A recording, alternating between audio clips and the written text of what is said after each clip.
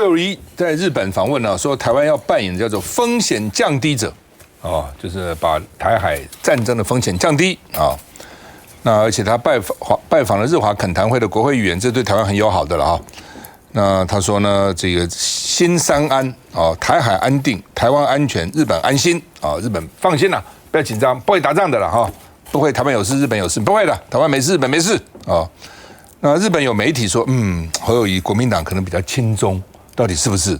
侯友宜说，我是接受九二共识，但是我反台独，反一国两制哦。那我是维护中华民国的啊，所以哪有亲中啊？我是爱护中华民国啊，我就是要捍卫中华民国，我是土生土长的台湾人，我没有要亲中啊。那另外呢，他跟日本议员侨胞会谈啊，另外呢，这个日本的学者叫小笠原新啊。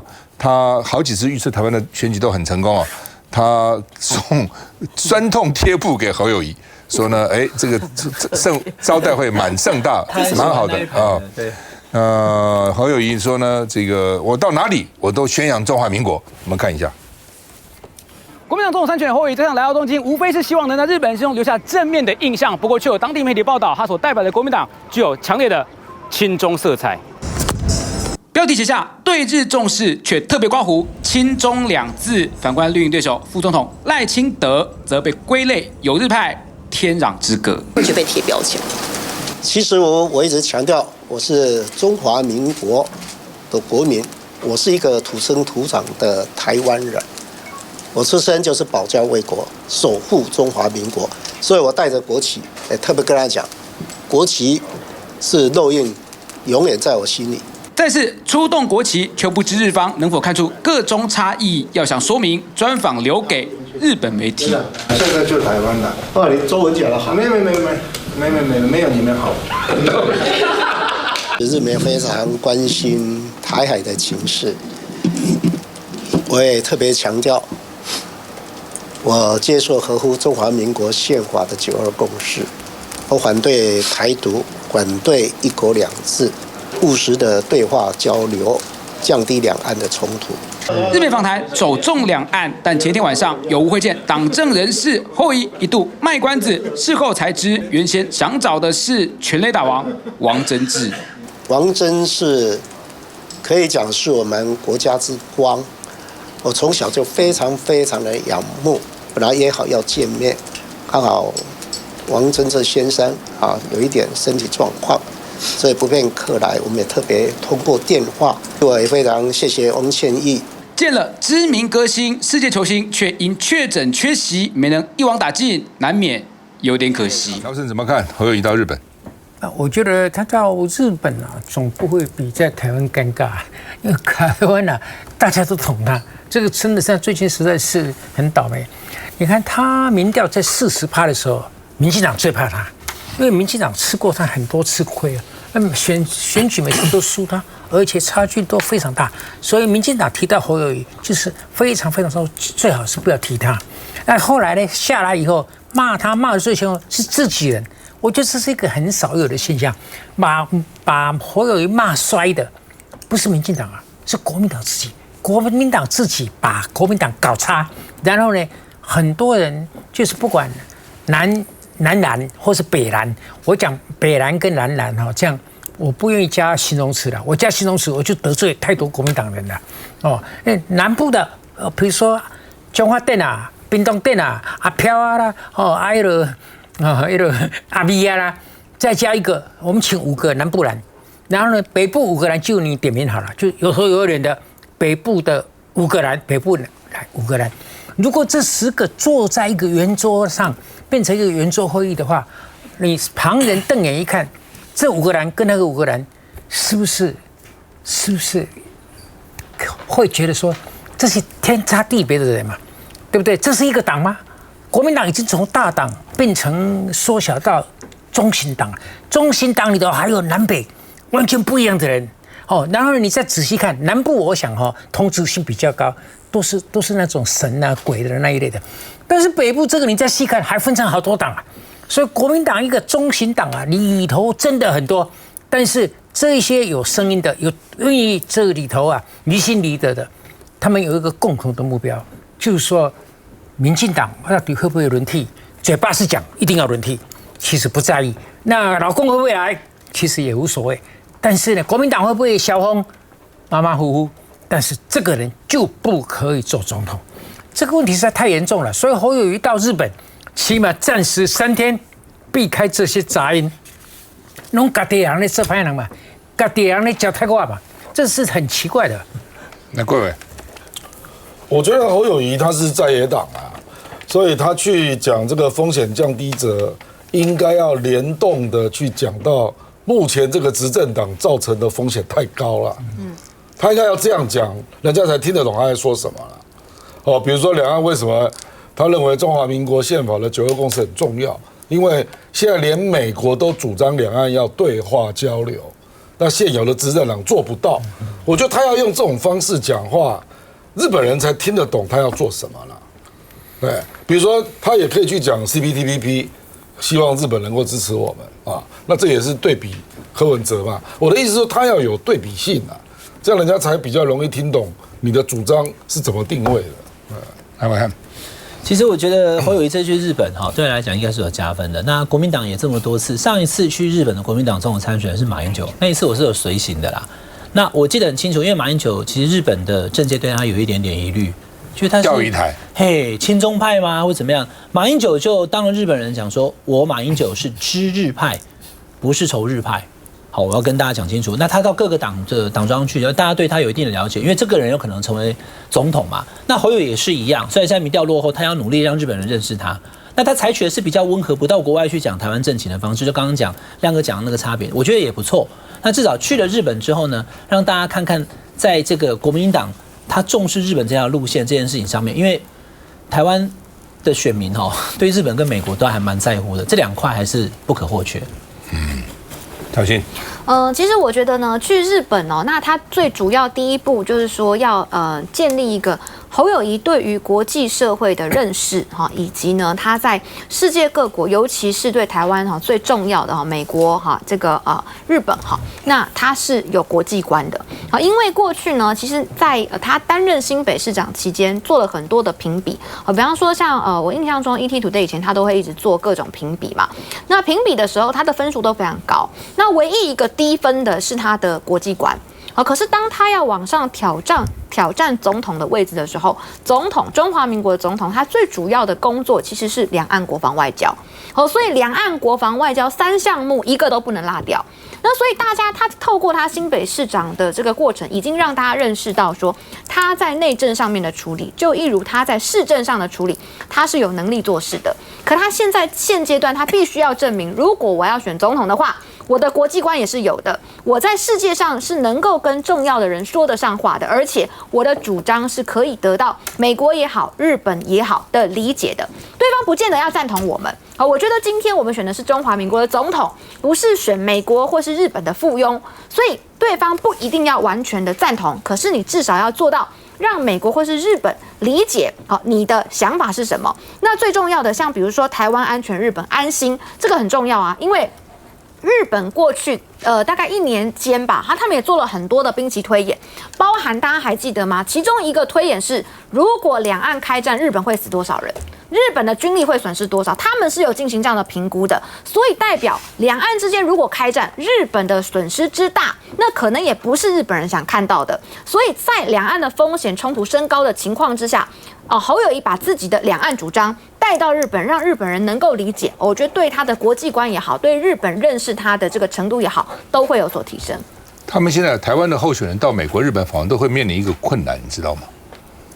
因为呢，美国、日本朝野都很反中，日本也是啊，对，美国也是啊，那因为我听到国民党里面有人讲了那国民党的代表到美国要跟老美讲说，民进党做不好，这样那个郭伟跟讲，老美听不进去，对，老美说民进党好极了，为什么你说民进党做不好？根本不听你的。他说民进党不够民主，很民主啊，怎么不民主？比北京民主多了。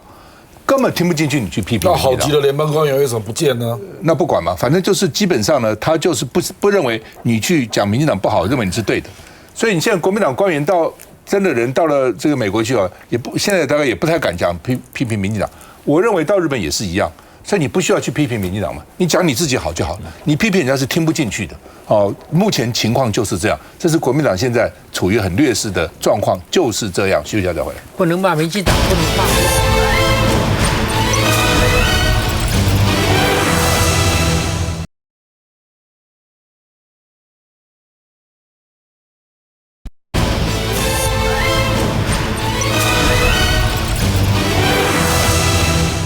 好，那么在723国民党全代会的时候呢，那么韩国瑜有支持侯友宜啊。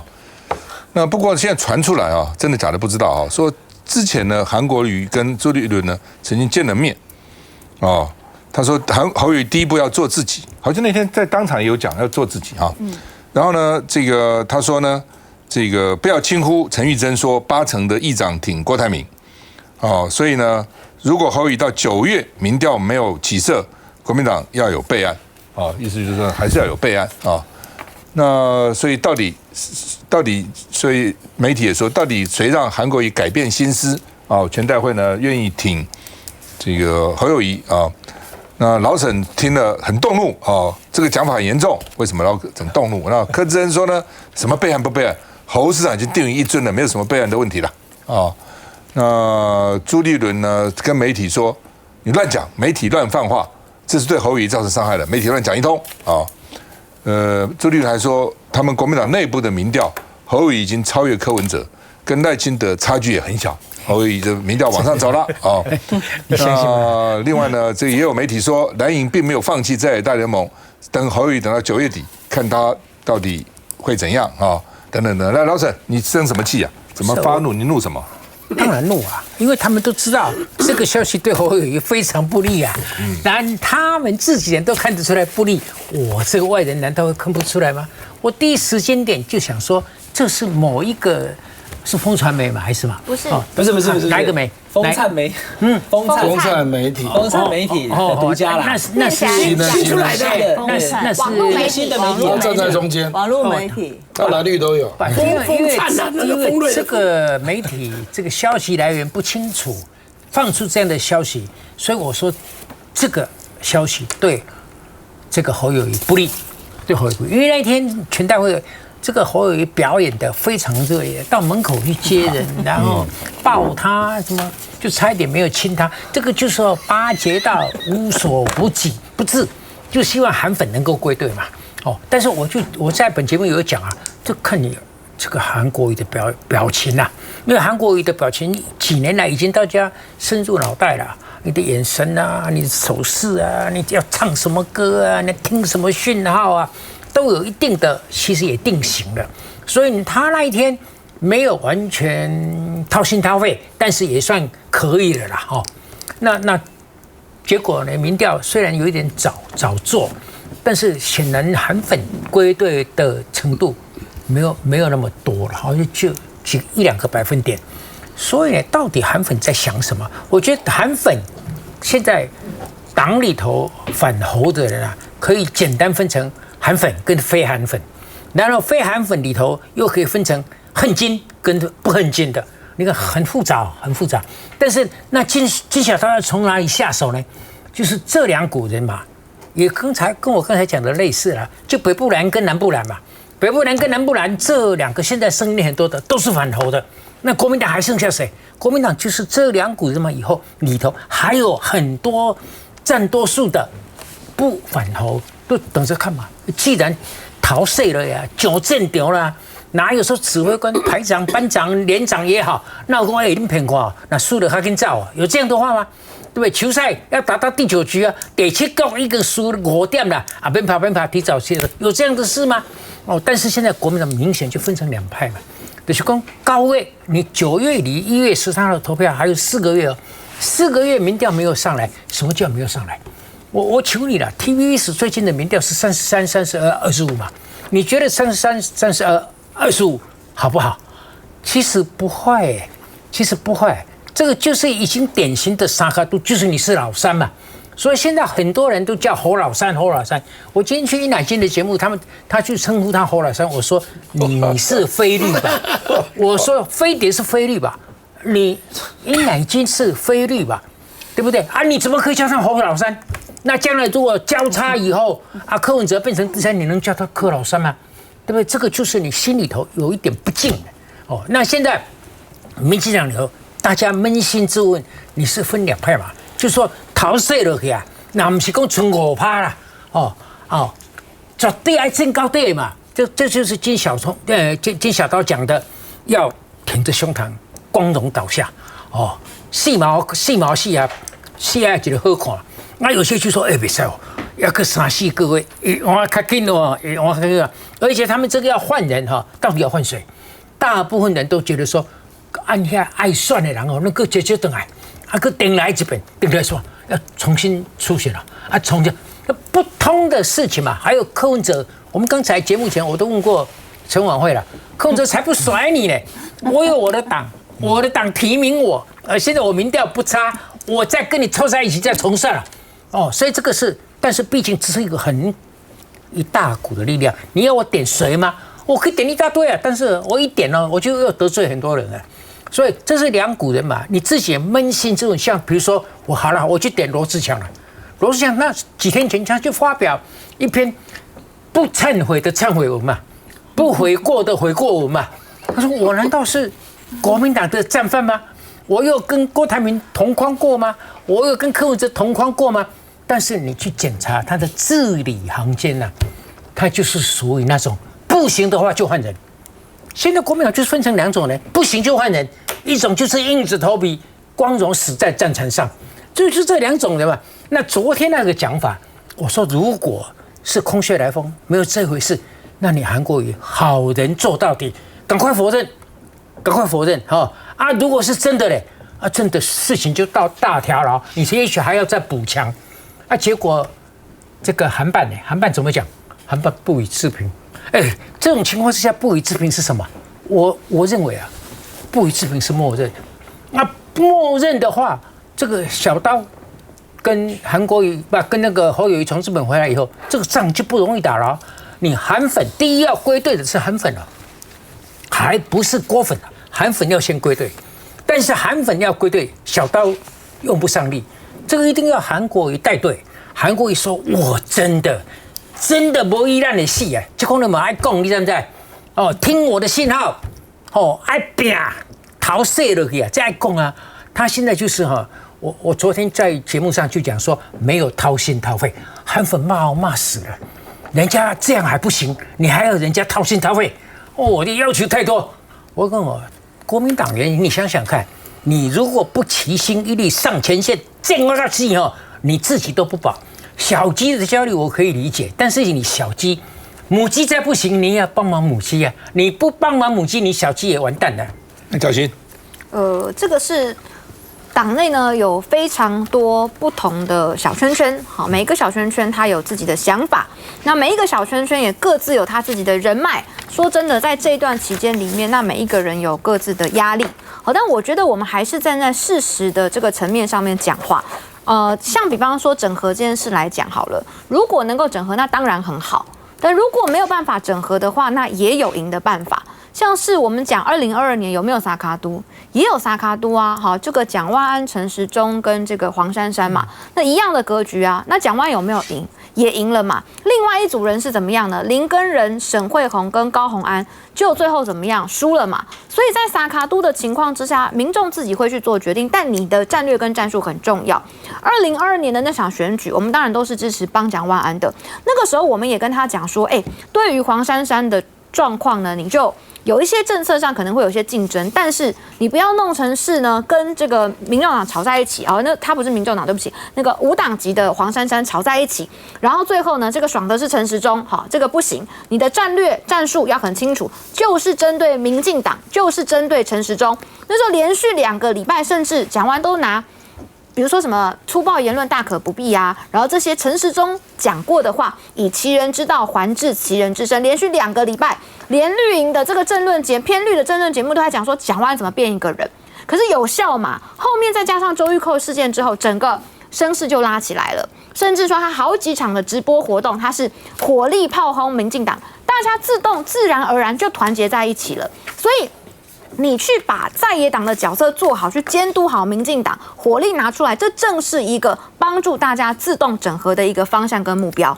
所以当时我们在给予这个战略跟战术的，我们也有被批评哦，也有批评说，你不去打黄珊珊，你们是不是都是在暗挺柯文哲？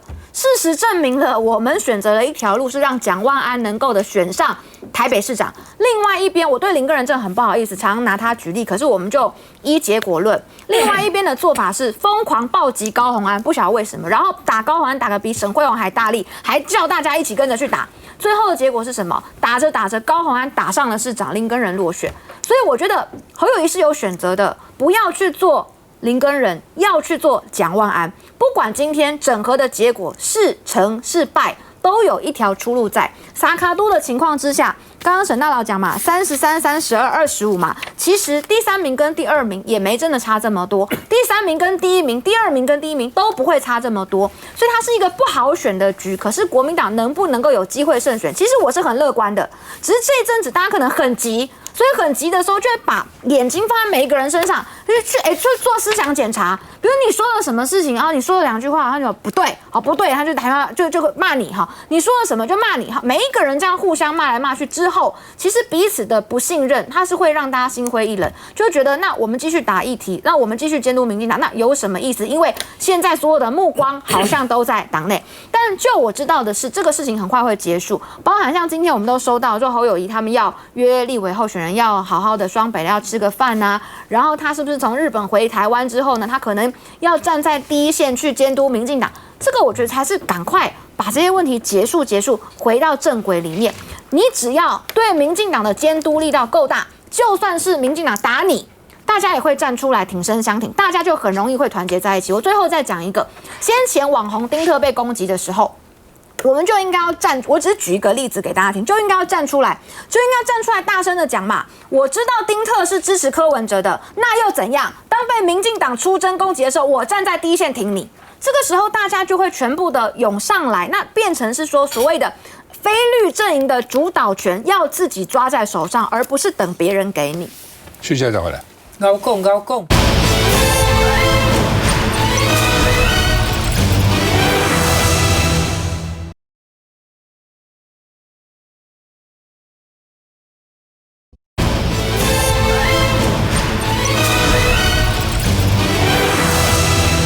好，昨天凌晨传出来彰化县议长谢鼎林退党，国民党一定会被见缝插针啊，一定有人会去挑拨啊。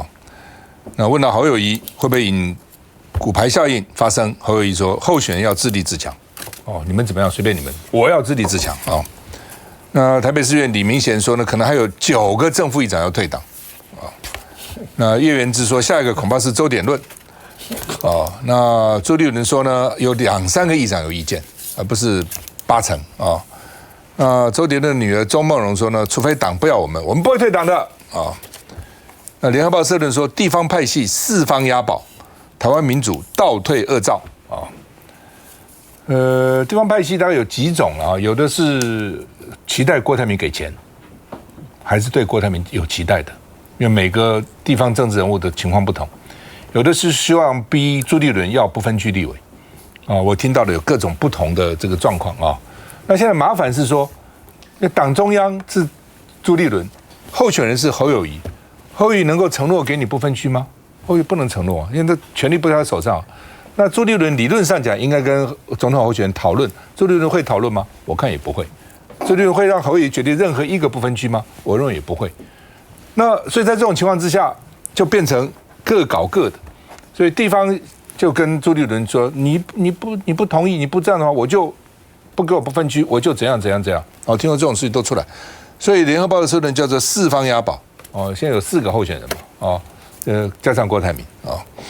那另外的内幕是说，谢鼎林被劝阻，但是还是执意要退党，所以呢，这个说他是要推郭柯配的第一人哦，所以地方要推郭柯配了啊。好，到底怎么样？我们看一下。和郭台铭2人交头接耳一番，彰化县长谢典林在这时早就策划好要准备退党。他好做的事情，我也好做的事情啊，八仙过海，各显神威。31号深夜，谢点玲丢震撼弹，说和大姐国民党立委谢依凤虽然是一家人，但也是独立个体，不希望再让有心人见缝插针的机会，暂且先离开栽培他的国民党，情感上无法继续和国民党并肩作战，还是感到有些惆怅。最吊诡的是，底下声明日期压在7月24号，也就是国民党全代会后的隔一天。随后，郭台铭也在贴文底下留言：党籍或许不在，但是党魂永存，我们一起继续努力。红脸书那个照片，那就我不要在那出国前，叫他上飞机以后再推了。选在31号深夜丢出震撼弹，隔天没露面，留言报告行踪。原来前一天他出现在这一场毁灭性爆料的复出演唱会。谢点玲脸书再度留言说不好意思，半夜惊扰大家。昨晚和医师好友去欣赏艺人罗志祥的演唱会，还说好精彩，莫非是想化解一下和姐姐的尴尬气氛？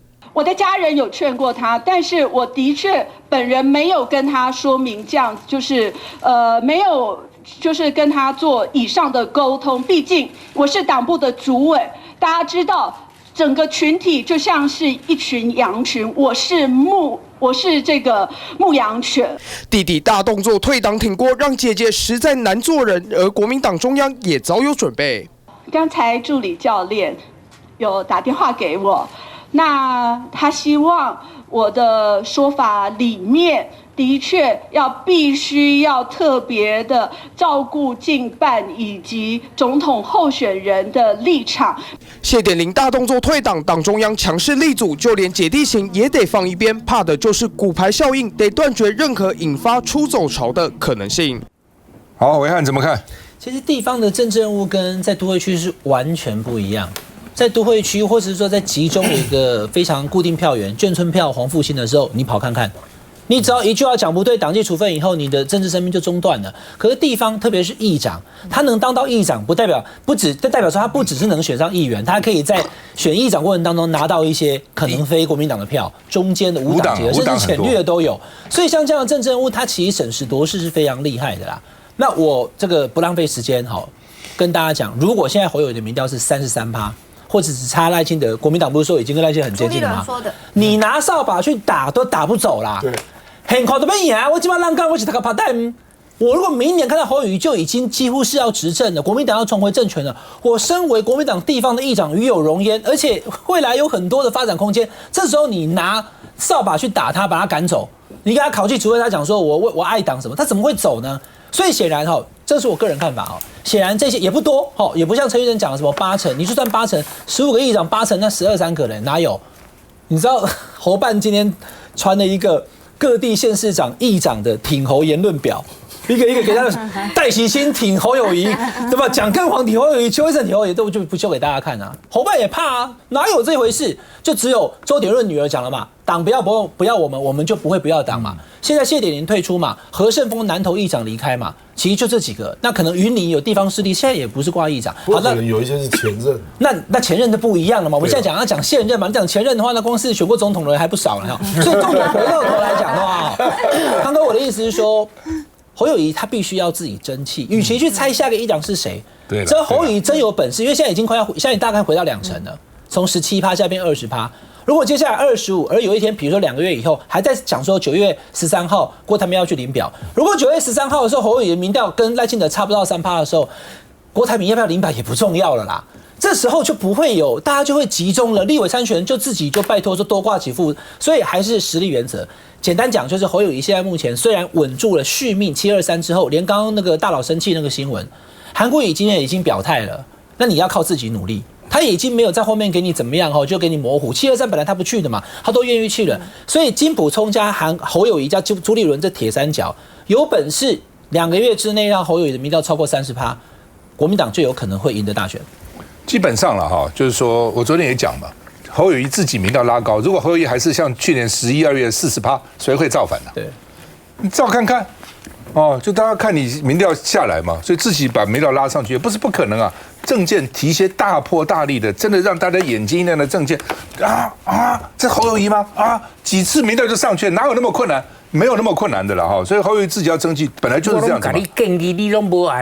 你如果自己不争气别人也没办法那但是我认为说，目前看起来至少止跌了嘛，止跌就看到一步一步往上走了，一定是这个样子。他有不少的学者在帮他在规划，听说9月就会提出，还是8月提出能源政策什么，只是我就担心提出来能源政策也大家眼界没亮。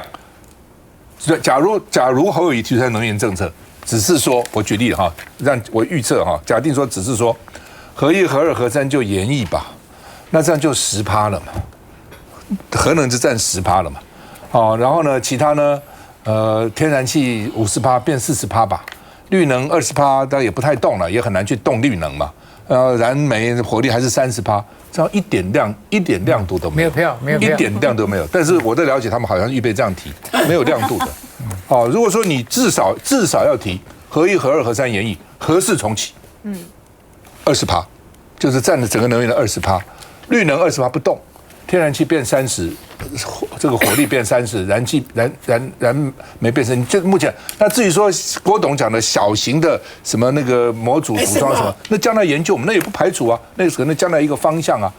什么核融合那是不可能的了啊。小型模组化那是有的，鼓励工业区，鼓励台积电这种大厂研究朝小型模组化去发展，这样就有亮点了嘛。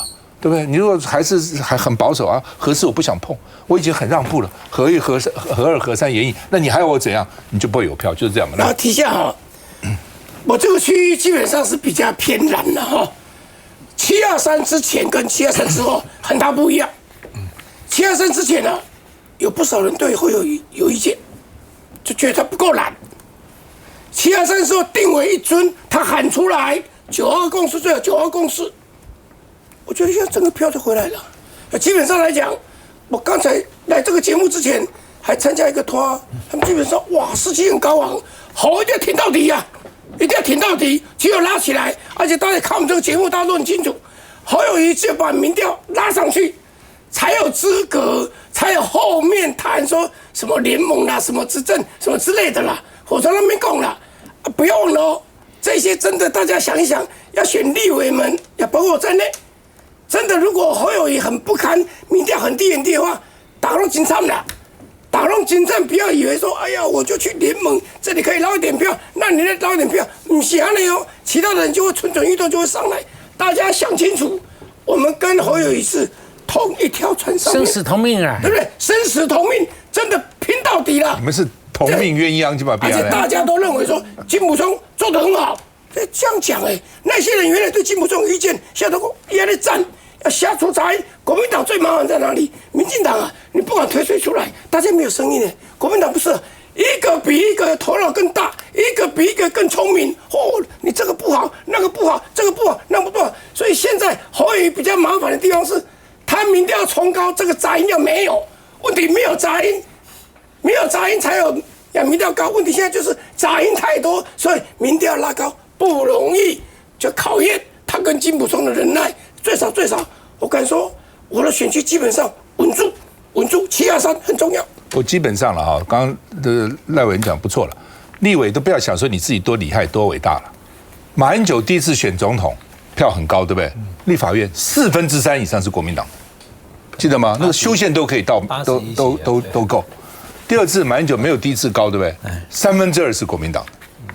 等到朱立伦在上那次，整个大环境不好啊，朱立伦拿300多万票，国民党选多惨啊，35票就下来了嘛。接着就总统都因为总统接下来韩国瑜虽然拿500多万票，但是也没当选嘛，然后在这种情况之下，立委席次就减少，就是这样子啊。所以你说立委他就是我到竞选，我到那个投票所投了哪一个党的总统候选人，我立委投另外一个党啊，因为这个可能性有多少？都可能性很低嘛，休假再回来。不是你现在讲这个。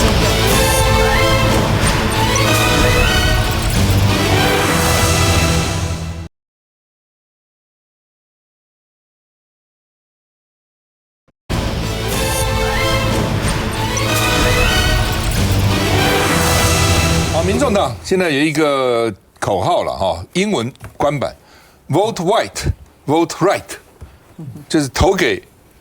他就说白色力量，但是呢，这老美看起来是投给白人了。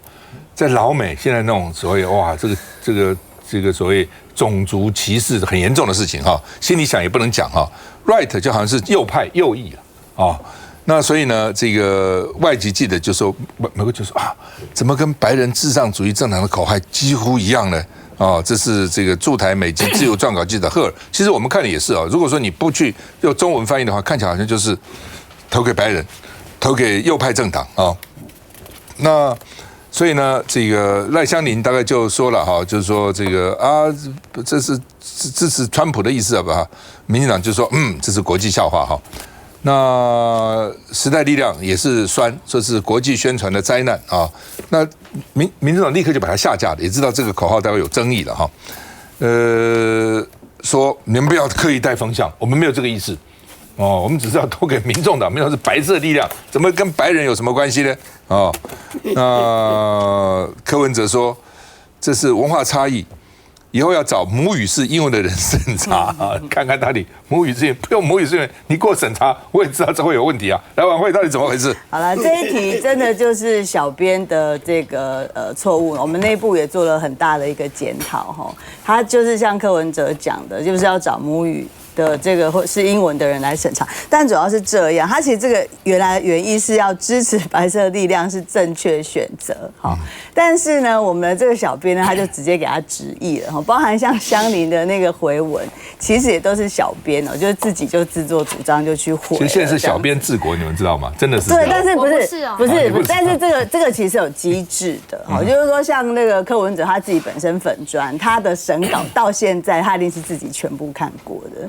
最后审稿改完才上的，但是呢，他这个是出现在我们民众党的这个网站上面哈，所以秘书长对这件事情他自己也提了一个检讨的一个我们叫 RCA 嘛哈，就是检讨的一个报告，就是说这事情不应该要犯这样的一个错误了哈，因为我们当然是没有那个白人主义的这样的一个思维啦。那我其实比较想回来讲，当然就是像时力最近大概就是这样，就是有点是他就是随风上哈，那民进党更是嘛哈，只要找到一个民众党犯的错误，绝对把它放大、放大再放大，这样子哈，就是像这个柯文哲之前丑女的东西，大概是这样哈。那我倒是蛮想讲一下前面讲那个侯友宜的部分哈，我自己是觉得像这个谢点玲这些人退党的这些事情，我发现侯友宜他的这个回应是叫做他自己要自立自强哈。跟前阵子的侯友宜不太一样哈，我觉得他有回到自己的一个状况哈，所以接下来就是说，像刚刚他在那个日本跟这个朝日记者的这个互动哦，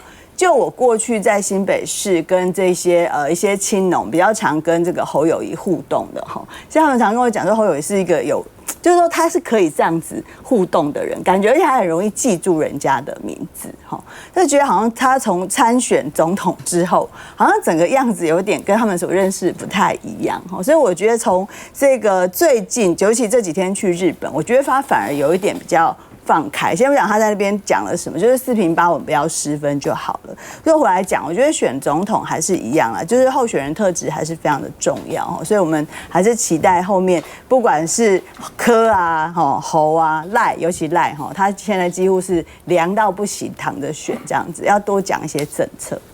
好，我们看一下到底怎么回事。Vote white, vote right.Vote white, vote right， 这是民众党英文官网上2024的宣传标语，要大家票投白色力量，投给正确的人。看在外国人眼里，却涉及种族争议，被紧急下架。中文看没有问题啊，中文换成英文，也在台湾看也没有问题，跟拿到外国看有问题。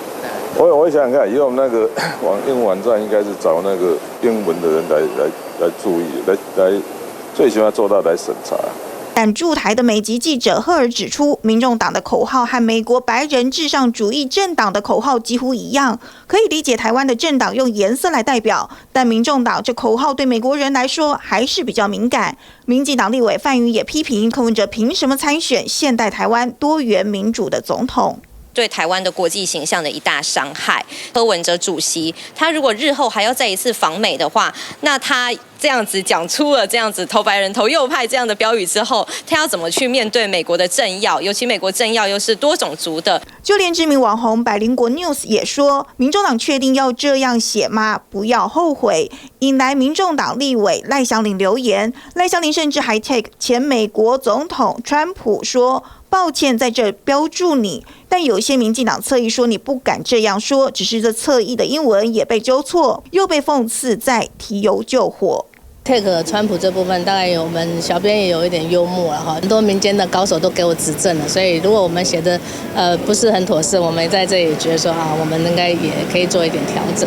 针对小编用字不精准的部分呢，我们内部未来也会交由这个外交背景出身的周台竹秘书长以及他率领的国际事务团队来针对英文的相关内容做比较严格的把关。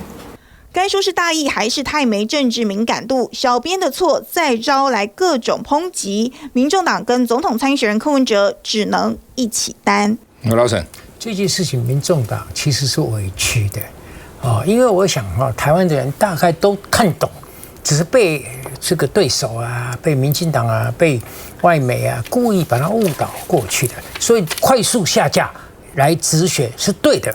但是呢，我觉得好像这个道理没有讲得很彻底。台湾有一个观光景点啊，它的厕所很有意思它用很大的英文字母写 "Women are always right"， 然后用一个箭头，女厕在右边男厕在左边"Women are always right"。我看看对不对？难道女人是右翼吗？是女厕在右边。所以你这个我觉得小编你骂小编也没什么道理，因为在台湾大家都晓得 white 就白色政党嘛，没有骂 right 就是正确，哪里是右翼吗？你要讲右翼，我跟你讲，民众党要趁这个机会，你说我右翼啊，大家都是右翼，台湾哪一个左翼？左翼就不见了，你知道吗？所以这个我觉得这个是很 low 的。用这个是很 low， 这是选举，反正没事找事拿出来笑了。就学者是说凸显民众党缺外交人才跟外文人才了，这个也是乱讲。来，这也是乱讲。这个英文有那么难吗？这个是故意。我很同意大佬的看法了，就是说这个 vote white 在台湾、在中华民国根本不会有问题，但因为他写的是英文，所以又在选举当中就会有人觉得有问题，而且还攻击你，所以下架我觉得是正确的做法。但是下架之后的说明应该就很清楚的讲说，我们完全没有种族意识，因为台湾根本没有这个问题。而且那个 right 也不是说什么右派。就是投对的人，那整个的文宣不合我们的预期，所以我们下架跟大家致歉，也没有到就是要判死刑或者要被出征的程度啦就好了。但我要讲第二部分了因为赖香伶委员他已经讲，我也怀疑说你去 take 川普干嘛？这事情如果你 take 川普就变严重了，因为你就变成是让美国的政治人物或美国的他们进来看。就等于是我们在请这个穆斯林国家人来带着我阿中排骨就喝起来你这吃过猪肉吗？好好吃人家给你一拳，你吃你的嘛，我们穆斯林不吃猪肉了，你怎么要推荐这个给我呢？就会冲突了。但是不会有任何在这个穆斯林国家的台湾的移工看到台湾很多的炸猪排店，他觉得不舒服，因为入境随俗那是台湾人的一部分。所以当我们台湾写 vote white 的时候，没有那个种族意识，要很明确坚定的告诉大家，如果冒犯了任何看到有这样意思，我们道歉，但我们不是这个意思，所以把文宣下架就好了。take 川普是个错误的动作，但我以为赖香伶干嘛这样？那香伶刚刚讲什么？又是小编，所以其实小编常常帮政治人物发言又柯文哲又什么，其实有点危险。好，如果是小编发言的时候，我建议后面挂号，这个留言是小编，就这样子比较确定。没错，不是，基本上都是小编的，大部分的小心自己写，但大部分都是小编，但你还是要看嘛，要看，你还是要负责，你不能说推给小编，最后还是你负责。你小编完了以后，你总要看一下吧，这个地方不适合要改一下嘛。小编不会像你政治人物这么有政治 sense 不过如果照你们这样讲的话，我是民众党，我就不下架的了。对呀，摆在那边嘛。那但是什么关系来吵啊？既然大家都要你广告就要人家看嘛。我不会下架，大家免费在讨论你，对不对？我们还花这么第8节讨论你，那就不要下架了，摆这个地方来吵啊，对不？要投给民众党什么？我们就是白色力量，要怎么样去吵嘛？来，各位，快速下架是违背科比的性格。这个民众党如果民调只有5%，根本没有人会理你的。这个就是因为柯文哲民调接近30%。人家才会说你怎么会国际无知到这个地步嘛？不然谁会去扯你这个？就你有可能会当选蓝白合你就当选不然是 who care？ 实际上我第一时间我就把这个东西立刻转给他们的副秘书长，我说你们怎么会写这种东西啊？他自己就说这个完全错误，事实上就是如此啊！你民调只有5%，没有人会 care 我提我在猜啦，柯阵营大概认为。柯文哲的支持者大部分是年轻人，年轻人看懂英文，这个喜欢这个耍酷，用这个东西用英文，否则那你打那双 G， 你干嘛写这个英文干什么呢？有很多人是看不懂英文呢，何必呢？所以我在想，他的 target 可能是年轻人用这个方式，然后这个方式的话就不能这样子。这是英文网站呐，英文网页啦。这个不是英文网站，这是英文标语。英文标语啦，他在英文的网站上写这边啦。那如果英文有网站，那就是给老外看的啊，那不是更奇怪？所以就是没有。对，就是把下架以后应该要补一个此白非彼白，此白非白，至少支持白色恋。我讲一下哦，其实这个选举当然是比说谁犯错犯的少嘛。那现在很明显是民众党和柯文哲啊，已经被这个民进党包含他们的侧翼网军给盯上了。所以你任何的一个错，那100%他都用110、120的力道去检视你。那么呢，为什么要做这件事？为什么要特别打这个议题？它是有战略目标的哦，因为柯文哲的年轻人支持程度比较高。所以，如果让年轻人觉得说，哈，民众党好，想要柯文哲好白，只要柯文哲什么都不懂，自然他们就会觉得不想要再表态去支持柯文哲了。那这个票呢，他如果没有表态出来，他可能赖清德、民进党他就有机会把它收回来。所以你会觉得说这个事情不大，为什么要打成这样？他是民进党包含他们的侧翼网军，他是有他的目的。今天还在打，打得高兴得很。对，所以最近这一阵子哦，民进党的这些侧翼网军已经全部都活过来了，已经全部都。